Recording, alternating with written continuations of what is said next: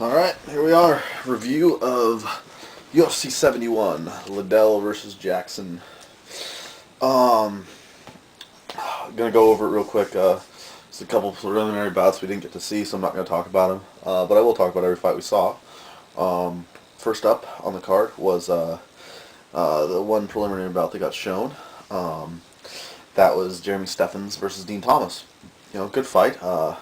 Dean Thomas, showed his experience and everything, and kind of, I'm not gonna say he outclassed the guy, but he just had been in it, done it longer, so his experience paid off in this fight.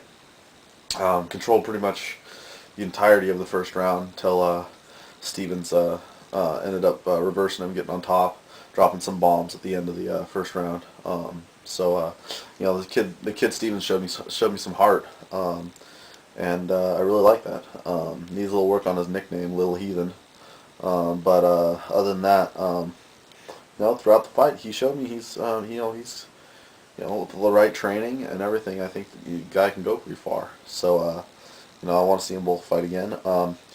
Big bonus on the call out that Dean Thomas did at the end for Kermit Citron, saying I'll fight you anywhere you want to fight. So Dana White and whoever promotes Kermit, make that fight happen.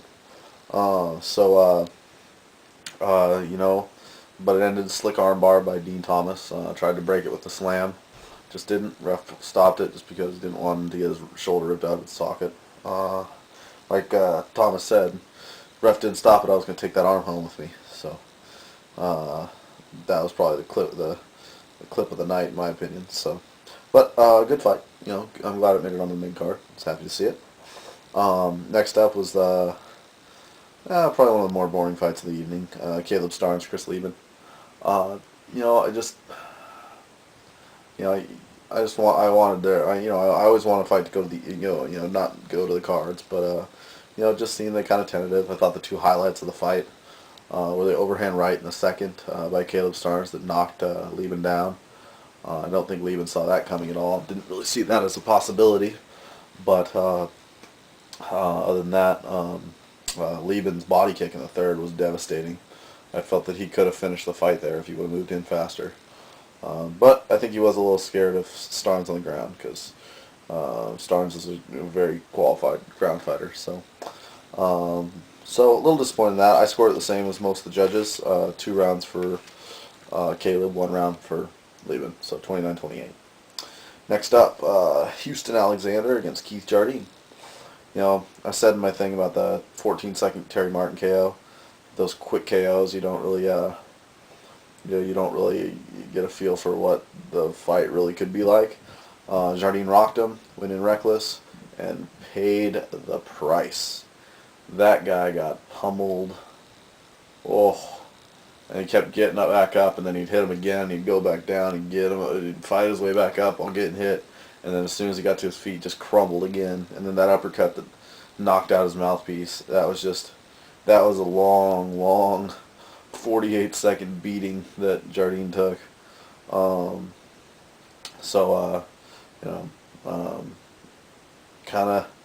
of bad loss for Jardine because he was coming out saying, I'm not happy that I have to fight this guy.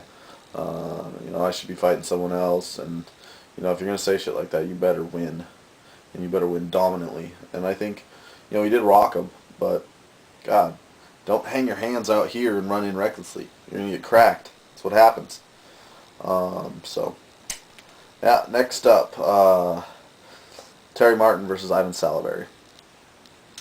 I like Ivan Salaverry a lot. I picked him. He was a local fighter. He seems to be so comfortable when he's in there fighting. And he just he adapts very well to different styles. And, I really thought that he had a good chance in this fight because I thought Terry Martin might be a little lost on the ground. I still stand by that point. I think he could have done a lot. I think he lost this fight because of bad positioning. The takedown, it didn't knock him out. I don't care what anyone says. It did not knock him out because the moment the ref stopped it, the moment the ref stopped those punches, he just picked his head up and he was like, oh, what? Fight's over? So, he lost by bad positioning, much like Tim Sylvia's win over Andrei Arlovski in their second fight. He just had that 265-pound guy on top of him, in a weird position to where he couldn't really defend himself. So that was the loss of the loss. Hats off to Terry Martin, except for the fact that you said that nobody in the 185-pound division can stand with you, and telling everybody you'll stand with Anderson Silva. Well, if you stand with Anderson Silva, it's going to be like a replay of either the Chris Lieben fight or the Rich Franklin fight. He's going to devastate you with his accurate punching and his knees, and you're going to die. So stand with him. I dare you. But you're still 2 or 3 fights away from getting a title shot, so I don't think we have to worry about that. Next up, fight of the night, Karo Parisian, Josh Berkman. I felt that Karo was never really in trouble. Berkman landed a few, scored a takedown, but I mean, he was just controlled by Karo. Karo looked cool, calm, in control. His conditioning and his stand-up were top notch. I mean, that's what impressed me the most about this fight. We got to see that awesome judo throw in the first. And I was somebody who actually liked the song at the end when he said that everybody else's throws are like little girls, or everybody else throws like little girls. I thought that was awesome. A well-conditioned Karo, and definitely with how his stand-up's improving and how much he seems to be growing as a fighter. I mean, the kid's only 24. He's younger than GSP, so to have fought the names he's fought, he is really getting close. I think it's going to be hard for the UFC to say that either Koscheck or GSP, the winner of that fight, isn't the number one contender, but Karo's right there with him. Maybe the winner of that fight should fight Karo for the number one contendership. I think, with the time that they're waiting to fight for the welterweight belt, they could easily get a Karo GSP or a Karo Koscheck fight in there. So maybe they should have to fight again. Not put their best fighters on the shelf for 6-8 months, whatever. So great job, Karo. Fight of the night by far. And look forward to seeing you fight again. So on the main event, Liddell versus Jackson. What can I say?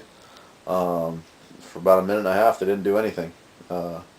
And Rampage was like, come on, come on. And, I don't like it when fighters do that when they haven't been throwing punches. If they're throwing punches and the guy's just evading and running away, then I can understand doing it. But when you didn't throw one single punch, and I'm not bitter about it. I think this is great for the division. Because, the longest reigning champion. Now you look at all the titles, nobody's been, the only person that has a successful defense. Well, that wasn't even a successful defense. Like Luter, that was a non-title fight. So none of the champions right now have had they're all new champions basically. They all haven't had a defense of the title. So it's awesome, and I mean for the poster boy to get beat, it's good for the sport to have a shakeup. Because now people ask questions like, oh, well, what happens next? And where's Liddell going next? And who's Jackson going to fight? And it has been announced that Jackson's going to fight Dan Henderson. Which, Dan Henderson's a tough guy. And he's in my opinion, he's very similar to Liddell, with the exception that his kickboxing isn't as good. But he has an unbelievable right hand. And he has a great chin.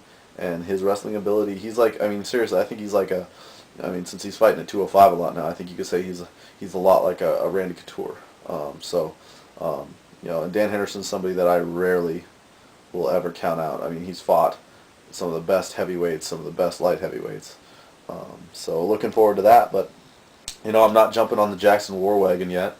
I still got a bad taste in my mouth with Quentin Jackson from his fight with Lindland. I know that was a little while ago. I'm hoping that this new Jackson is here to stay. I saw somebody comment on it, Quentin Jackson version 3.0. I see something to that, but I'm not jumping on it yet. Let's let him get a title defense. And, for all those people out there that think Liddell, in the forums and whatever, that think Liddell's, asking how overrated was Chuck. The guy's resume speaks for itself. You look at the guys he beat, and a lot of them were in their prime when he did it. Definitely Belfort, the first time he beat Tito. And I think Tito's he's only lost to Couture, to Frank Shamrock, and to Liddell. So Tito's a good fighter, no matter what anyone says. And I don't like the guy, but he is. I'll talk more about Liddell and, his his legacy and everything like that in my aftermath vid, which will be coming up. But all together, I thought it was a decent pay-per-view. It wasn't great. I think the Caro fight saved the pay-per-view, and I think the shake-up's good for the sport. So, all right, well, Night Train, Shockers, and I'm out.